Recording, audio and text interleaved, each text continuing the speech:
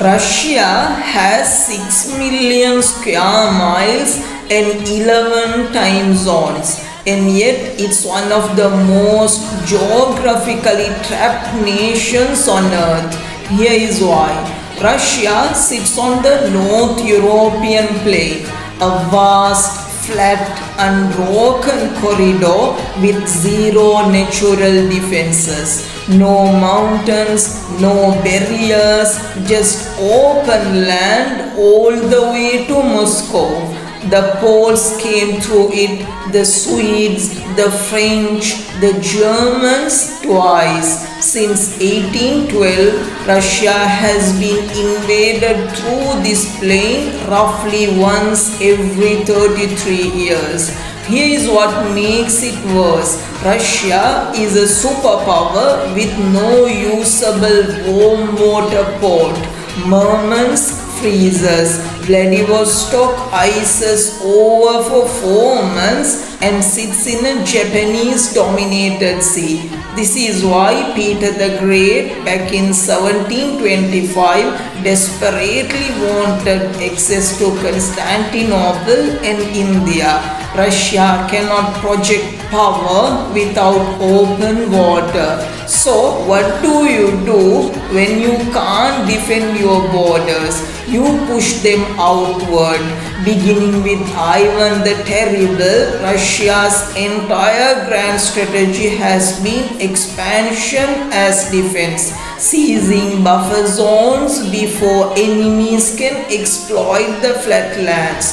Post World War II, the Soviet buffer stretched from the Pacific all the way to Berlin. That wasn't just communism, that was geography wearing an ideology. Ukraine is the single most critical piece of this puzzle.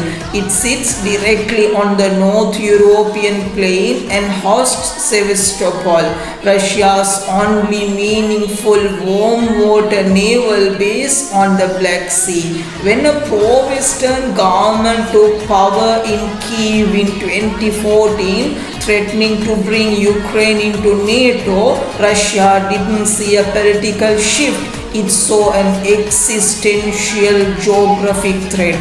Crimea was annexed because losing Sevastopol was to Russia simply impossible. When you can't hold territory militarily, you use energy. Gas pipelines to Latvia, Estonia, Germany, these aren't just business, they are chains. Foreign policy compliance tracks almost perfectly with energy dependency.